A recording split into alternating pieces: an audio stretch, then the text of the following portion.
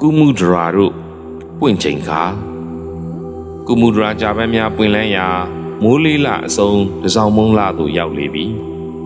ဒါကြောင့်လဲတစောင်းမုံလာကိုကောမှုရိယာစတုမာတိနိယလို့တာမညဖလသုတ်တော်မှာဆိုထားခြင်းဖြစ်ပါတယ်တစောင်းမုံလာကိုယာတိသာဆုံးတစောင်းမုံခဝဲပွင့်တုံးတစောင်းမုံအထူးခြားဆုံးတစောင်းမုံတာယာလှပတစောင်းမုံလာမြိုင်မြိုင်ဆိုင်ဆိုင်လာတစောင်းနိုင်ဆိုပြီးစာဆိုတို့ကအမျိုးမျိုးပဲ့ဆိုထားကြပါတယ်တစောင်းမုံလာပြင်းညကိုစေးပေါင်းခါတဲ့ညလို့လူများကသတ်မှတ်ထားကြပါတယ်တစောင်းမုံလာပြင်းညမှာစေးပင်အပေါင်းတို့ကိုစောင်းသောနတ်အပေါင်းတို့ကမဲဇလီပင်စောင်းနှက်ထံလာရောက်ခါစားကြပါတယ်ဒါကြောင့်မဲဇလီပင်ကစေးပေါင်းခါတယ်လို့ဆိုကြပါတယ်ဒီလိုချိန်မျိုးမှာ